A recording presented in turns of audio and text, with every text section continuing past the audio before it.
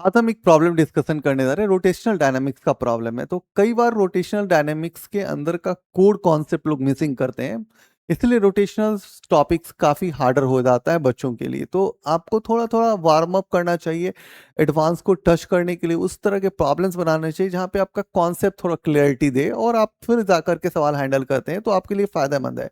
तो ये क्वेश्चन उसी वार्म अप का एक प्रॉब्लम है जहाँ पे आपको थोड़ा स्टैंडर्ड अप्रोच मिलेगा सोचने का। तो उस अप्रोच को देखते हैं हम लोग। तो क्वेश्चन क्या कह रहा है कि अपने पास एक टेबल है और टेबल के ठीक एज पे हमने एक रॉड को रखा है और रॉड को ऐसे छोड़ते हैं, तो आपके मन में ख्याल हो जाए रॉड तो सीधे ड्रॉप कर जाना चाहिए, तो फिर रॉड ड्रॉप नहीं करके ये रोटेट क्यों हो रहा है। तो आपके मन में ऐसा भी सोचना चाहिए कि वो जो पॉइंट है जो एकदम कांटेक्ट है और इस रॉड का जो ये एंड पॉइंट का जो ये एज है, ये एक दूसरे के कांटेक्ट में है, तभी ये थोड़ा रोटेट किया है। और एक पॉइंट पे क्या होता है कि आपका नॉर्मल जो हो जाता है वो जीरो हो जाता है। तो आपसे पूछा जा रहा है कि जब वो लॉस करेगा तो कांटेक्ट तब का एंगल क्या होगा, वो फाइंड आउट करके बताइए। तो तुरंत तो लॉस नहीं किया, इतना तो क्लैरिटी आ गया भाई। अब दूसरा बात सोच रहा हूँ कि लॉस नहीं करने के पीछे दो चीज का रोल दिख रहा है मेरे को। एक तो कांटेक्ट फोर्स, नॉर्मल फोर्स, और फ्रिक्शन का दिख रहा है विजन। इन दोनों के द्वारा मुझे ये भी सोचना पड़ेगा कि ये दोनों कुछ काम करेगा, एनर्जी को गायब वायब करेगा कि स्टिली यहाँ पे हम कंजर्वेशन लगा सकते हैं। तो इस पॉइंट पे जैसे ही आप थिंक करते हैं और आपका थिंक सही हो जाता है, तो आप क्वेश्चन हैंडल कर लिए। अब देखो कि क्वेश्चन को हैंडल करने के लिए हम एक इमेज ड्रॉ करते हैं फिर से। तो ये अपने पास एक रॉड है, ठीक है, टेबल है, और यहाँ पे इनिशियली मेरा ऐसे रॉड था, ठीक है जी। मैं इसको डॉट लाइन से दिखा रहा हूँ कि मुझे दिखाना था कि इसका एज मैं थोड़ा दिखा पाऊँ कि एज मेरा दिखे, ठीक है। अब ये रॉड इस तरह से रोटेट हुआ होगा, ठीक है, और यहाँ पे कुछ एंगल क्रिएट हुआ होगा थीटा। ज्यादा झुकेगा तो ओमेगा ज्यादा हो जाएगा, वो ओमेगा ज्यादा होने के कारण ही कांटेक्ट लॉस होता है। तो इतना तो आइडिया है अपने पास, ठीक है। अब मेरे को दो चीजें इसमें समझना चाहिए कि यहाँ पे यदि हम सोचे तो ये लेंथ कितना हो जाएगा, L/2 हो जाएगा। अब ये पॉइंट यहाँ पे मार्क करते हैं हम, और हम बोलते हैं कि लोड जो है नीचे की तरफ mg लग रहा है। दूसरा है कि मेरा जो रेडियल डायरेक्शन है वो इस तरफ है, ए रेडियल। इस mg का एक कंपोनेंट इधर फ्रेम में काम करेगा और इधर लग रहा है अपना टेंजेंशियल, ठीक है। यही चीज होगा भाई, और तो कुछ नहीं हो सकता है। दूसरा है कि अब आपको देखना होगा कि यहाँ पे कोई ना कोई दबाव लग रहा होगा, तो यहाँ पे नॉर्मल फोर्स लग रहा होगा। और जो फ्रिक्शन का डायरेक्शन है वो कैसे समझेंगे कि फ्रिक्शन का डायरेक्शन मेरे को लेना है, तो इस जहाँ पे वो कांटेक्ट है, जहाँ पे वो, तो आपका फ्रिक्शन का जो डायरेक्शन होगा वो इस तरफ होगा, ठीक है। मैं थोड़ा ऐसा करता हूँ, कलर चेंज कर देता हूँ तो शायद थोड़ा क्लियरिटी आ जाए, ठीक है। तो ये हो गया आपका फ्रिक्शन का डायरेक्शन। एकदम वो जो ईज होता है उसका जो एंड पॉइंट होता है एकदम उसके और यहाँ पे पैरेलली आप लगा देना, ठीक है, तो वो आपका फ्रिक्शन का डायरेक्शन हो जाएगा, ठीक है। तो दो चीजें तो क्लियर ही है कि यहाँ से मेरे को कुछ कुछ आइडिया तो लगा है, इस आइडिया से हम क्या क्या अप्रोच ले सकते हैं सर जी, ये सोचा जाए। तो मेरे हिसाब से आपको सोचना ये चाहिए था कि आपको सोचना चाहिए कि इस नॉर्मल और फ्रिक्शन के द्वारा कुछ वर्क डन हो रहा है।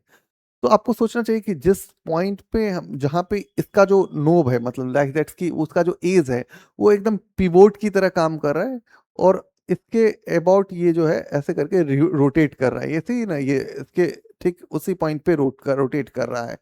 तो यहाँ पे ना तो 1 मिलीमीटर डिस्प्लेसमेंट हो रहा है, ना 1 मिनट दाया जा रहा है, ना 1 मिनट बाया जा रहा है, वो फिक्स पॉइंट है। तो दैट्स कि इस दोनों के द्वारा जो वर्क डन होगा वो क्या होगा, जीरो होगा। अब आपके पास कोई भी एनर्जी ना तो गायब हो रहा है, ना तो कोई कहीं से आ रहा है। तो आपको ये समझ में आ गया कि यहाँ पे मैकेनिकल कंजर्वेशन लगा सकते हैं।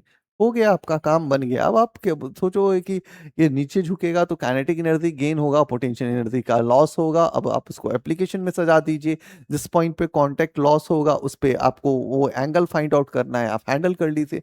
तो चीजें को थोड़ा क्लियर विजन के साथ पढ़िएगा तो चीजें समझ में आ जाता है।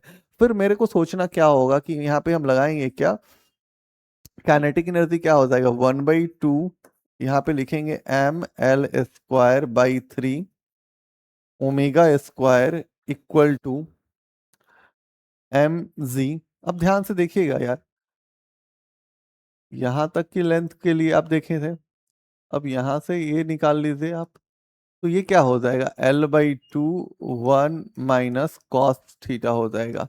तो M G L/2 1 minus cos theta लिखेंगे। आपको कुछ तो कैंसिल मिल जाएगा, यहाँ से L और L को कैंसिल कर दिए, यहाँ से 2 और 2 कैंसिल हो जाएगा, यहाँ से M और M कैंसिल हो जाएगा।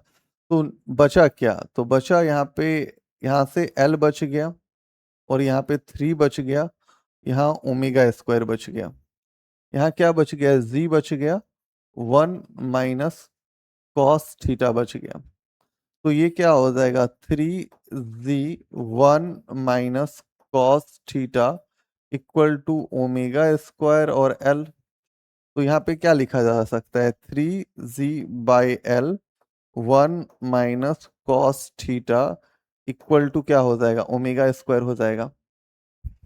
ठीक है, मैंने बोला कि mg के कंपोनेंट्स दिखेंगे, तो mg cos थीटा अंदर की तरफ लगेगा, तो mg cos theta minus n equal to क्या हो जाएगा, m, और रेडियल, रेडियल की जगह क्या लिखोगे, ए रेडियल लिखोगे तो लिखोगे ओमेगा स्क्वायर L/2, तो यहाँ पे लिखोगे ओमेगा स्क्वायर L/2 लिख लोगे। अब हम लिखेंगे mg cos theta minus n equal to m, omega square कितना है भाई, तो यहाँ पे लिख सकते हैं 3Z/L 1 minus cos theta into L/2। यहाँ से तुम बोलोगे कि L और L फिर से आपका सर्दी कैंसिल हो रहा है, हाँ जी, यहाँ से तो L और L कैंसिल हो रहा है।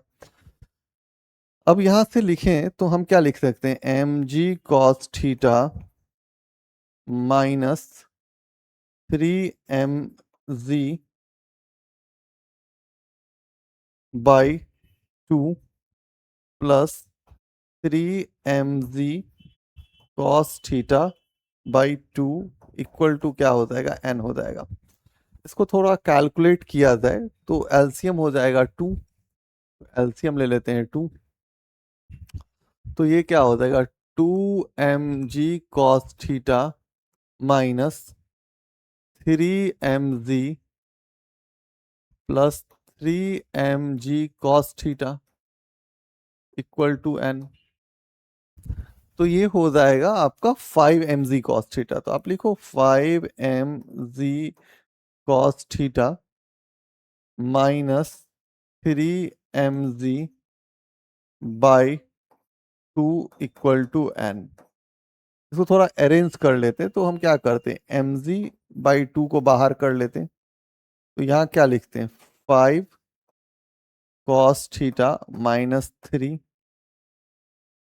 Equal to n।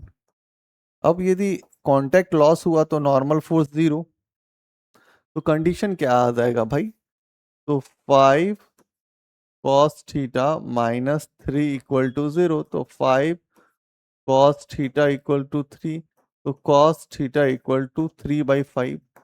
इस एंगल पे वो कांटेक्ट लॉस कर जाएगा, बट वर्क डन फ्रिक्शन और नॉर्मल का यदि आप करवर कर देते सवाल के अंदर, कंजर्वेशन ही नहीं लगाते, तो सवाल आपका हैंडल आउट नहीं होता। तो आप चीजें को को रिलेट कीजिए, थोड़ा सा अच्छे से को रिलेट कीजिए, थोड़ा यहाँ पे जो फ्रिक्शन है दिखाया जा रहा है वो ऐसे थोड़ा हम और कर देते हैं तो ज्यादा सही दिखेगा, और ये नॉर्मल है, ठीक है।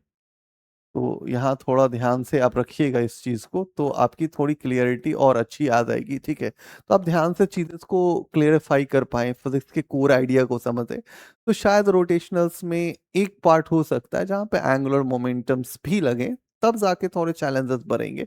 बट इन प्रॉब्लम्स में कॉन्सेप्ट्स का चैलेंज है, उसको यदि आप हैंडल कर लेते तो सवाल बन जाएगा। तो आज के लिए थैंक यू।